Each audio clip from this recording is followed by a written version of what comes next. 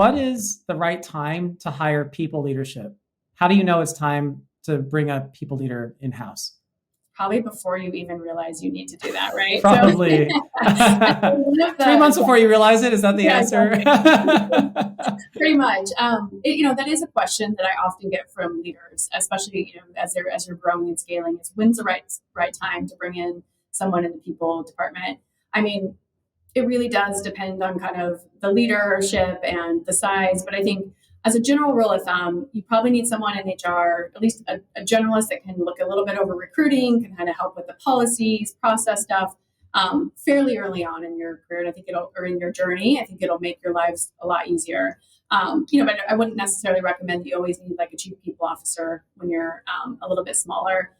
I do typically see an inflection point in companies when they're kind of tipping over that 100-person mark. Generally speaking, 100 to 150 is when you really need to make sure you have at least a foundational role or two in there for HR.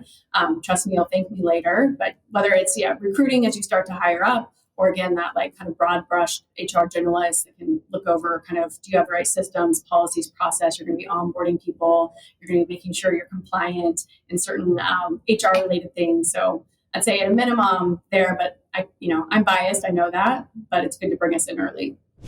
Startups are little known, right? We can sometimes be great needles in the haystack. Do you have any tips for how fintech founders can attract, especially in fintech where you may be back end, so consumers may not know about your service or solution? How do great employers get discovered? What are tips for recruiting when you don't have people just inundating your careers page? Yeah, that's an interesting challenge. And I've been there. I think one is, leverage the social channels that you do have, because right now, especially as you look for talent that's in that kind of Gen Z, cusp of millennial, and even younger, I mean, technology is their love language. It's their language. That's how they communicate. So social media channels that are, free or at very low cost to you all, like a LinkedIn, Glassdoor. What I'm seeing is candidates still look at those sources for information. So do you have like a culture page built out on LinkedIn?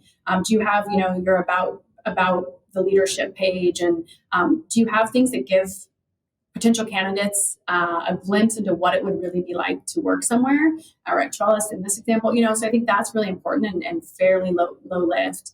But you have to, in order to make those pages come to life and give that vision of what it's actually like to work there, you do have to have a distinct kind of culture and way that you can articulate your culture out to the broader world. So I'd say, investing in a core set of principles or values, making it clear for what you stand for as an organization that then you can put out and repeat in these social avenues is really important. Because basically, if, it's not just startups, but a lot of companies can't compete just dollar-wise, cash for cash with a Google and a Facebook. So it's that, what other reason would folks want to come work for you, and make that known across those channels is one of the ways that I've seen. I read an article in Business, I think it was in Business Insider the other week, about employees starting to get nervous.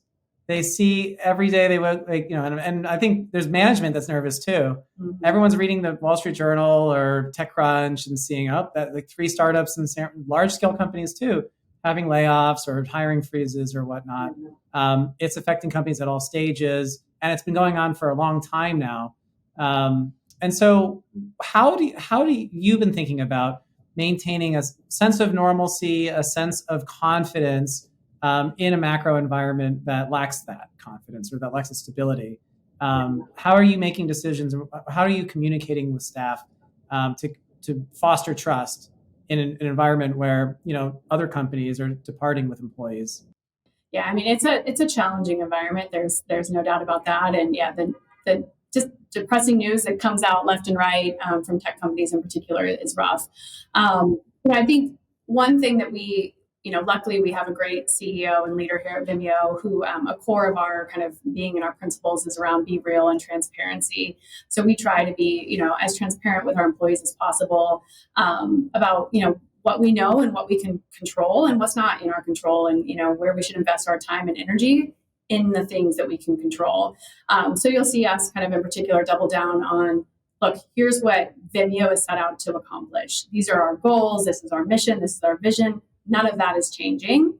right? And I think that's important. Like, so when everything is so chaotic and there are so many unknowns, my number one piece of advice is to kind of hone in on what's in your control as an employee and as an organization. So we keep really focused on the great work that we need to do and building our product roadmap and sharing our customer stories and our wins, but also being really open about, yeah, we are seeing maybe some headwinds that we hadn't seen before. And we're seeing challenges in the market with like longer sales cycles or whatever it may be, right, that are impacting our business. So I also think there's a balance there of like focus on what's in your control, but also, be transparent and share what you're comfortable sharing in terms of what are those challenges you're seeing that are maybe more externally driven.